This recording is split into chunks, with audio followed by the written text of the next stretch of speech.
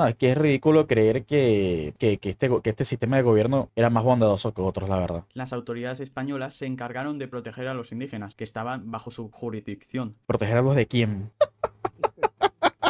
Ahí no Con va la cosa.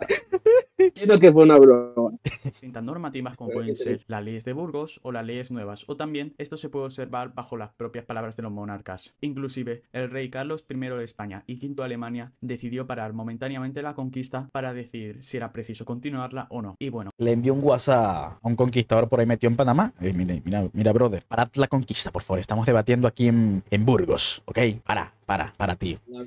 la verdad, ahí sí no puedo hablar. No dudo que esté algo sacado, o sea, tiene una media verdad, pero ya no. No. Es que lo que es verdad es que él paró la conquista, teóricamente. En la práctica, yo dudo mucho de que un conquistador o unos nativos por aquí se les informara eso. O sea, solo dudo. Yo creo que el guión ¿Cómo? nunca la iba a parar del todo. Simplemente, o sea, yo creo que nunca la iba a parar del todo. O sea, imagínate decir, bueno, no, la conquista no se hace porque es muy ilegal. No, obviamente, los Carlos no, tampoco era una PG. No, tampoco creo que era tan pendejo. No sé, tras que no puedo la opinar, ¿Cómo? ya no conozco, que no puedo opinar de eso, que no conquista conozco sencillamente ya ese momento. Ok. de los grandes imperios de la región, pasaríamos a la época del virreinato. Fue la que vino después de la conquista. Y es que, como bien dice el nombre, tras el fin de la conquista, los nuevos territorios ¿Y cuál se supone que es el fin de la conquista? ¿Te das cuenta lo mal que está este muchacho aquí? Pues sí, es que, ajá, ¿Te das cuenta? todavía sigue siendo. Es que la conquista nunca paró. Es que la conquista nunca paró. Mira, si quieres y metódicos y específicos, la conquista nunca se ha acabado, porque prácticamente hace nada, unos 40, 30 años, todavía había muchos pueblos que se resistían a la hispanización de la república. Y que si eso queremos contarlo como una conquista, pues sí. Ahora, la conquista española de México ya creo que sí acabó como ya para el siglo XVI, porque luego se considera que es una colonización, aunque ya ahí tendría que ver autores y todo eso para ver. Sí, no, mira, es que de hecho por aquí tengo, a ver, mira, los Girajaras siguieron salteando los caminos y las tierras vecinas hasta que con el fin de dominarlos, el capitán Juan Meneses y Padilla fundó en su territorio en 1622 la ciudad de Nirgua, 1622, y por aquí tengo otro, pero es que, y esta ya es de 1700 y pico, es de 1700 y pico, para ver, Pues sí. bueno, esta es otra, mira, 1500, casi final del siglo XVI. Entonces, ahí habría que definir cuándo es el fin de la conquista. Siempre hubo conquista. ¿Ah? La conquista sí, o sea, la conquista de facto no se acabó hasta, te digo, hasta el siglo XX casi. Claro. Consideramos los procesos de hispanización de las repúblicas. Ya hacemos ser teóricos, pues sí, creo que sí podríamos hablar de eso. Es que es ridículo, la verdad. Ridículo. A ver. Bueno, mira esta de por aquí, ¿ves? En 1766, instigado por los ingleses, los guajiros se declararon en guerra contra los españoles, molestando con incesante ataque hasta que en 1798 los gobernadores de Riohacha y de Maracaibo firmaron con el cacique Yaurepare un tratado por el cual reconocían la autonomía de los guajiros. Fíjate que aquí es lo curioso, ¿no? Aquí voy a agregar un comentario estilo brigada. Si los ingleses hubiesen sido racistas, ¿cómo hubiesen hecho tratados comerciales con los guajiros? Sí, esa lógica.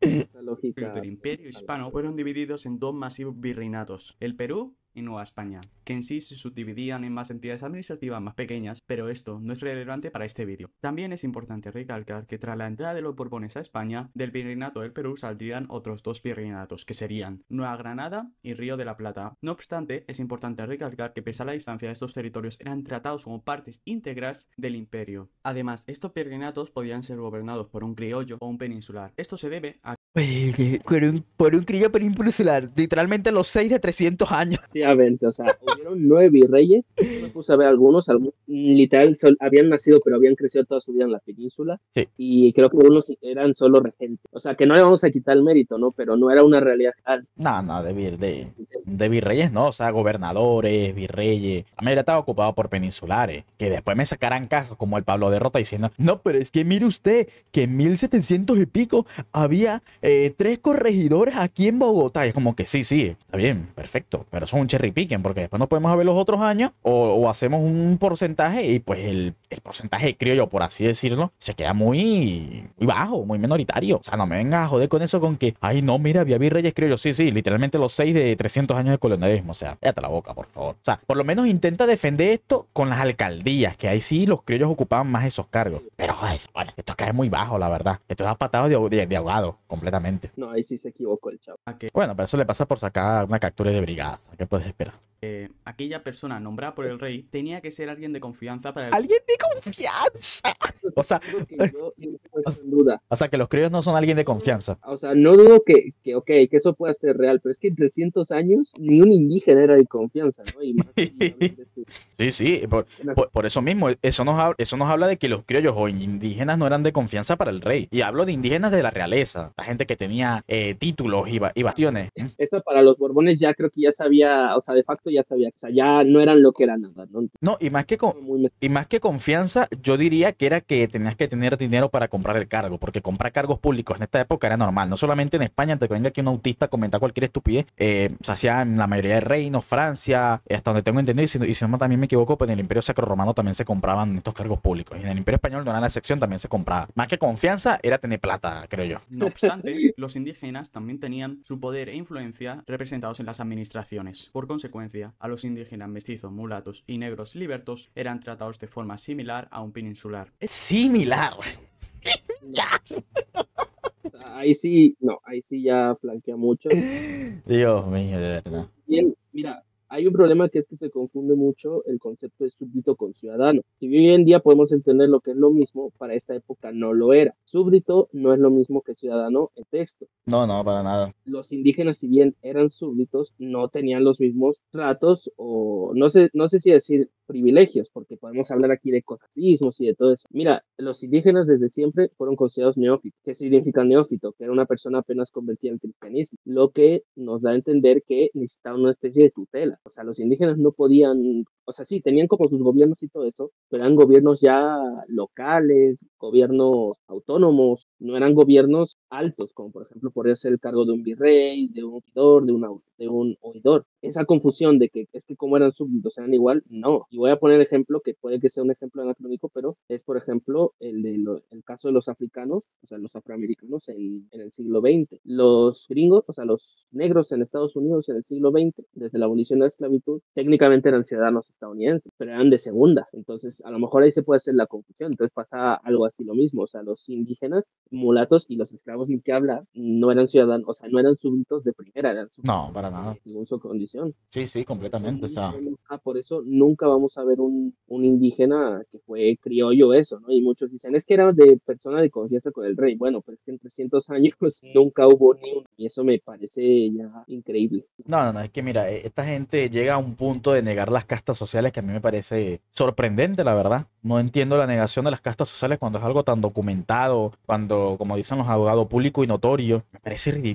Me parece ridículo, la verdad. No son castas, son calidades. O sea, es que imagínate defender este tema cuando te das cuenta y, por ejemplo, observamos que la mayoría de gente que ocupa puestos en administración pública son gente de tez blanca. Y no me saquen a Juan Pereira, por favor, un negro dentro de 50 o 100 años que ocupa un cargo de secretario. Eso es lo de ellos. Ay, es que tenemos a Juan Almeida, 1750, 1800. No. O sea, en líneas generales, la gente de tez blanca, criollos y peninsulares, eran los que ocupaban la administración pública. Que evidentemente la gente de tez oscura, pardos, mestizo, eran los obreros. Sí, huevón, alguien va a tener que hacer el trabajo sucio. Eso no es un logro tampoco. O sea,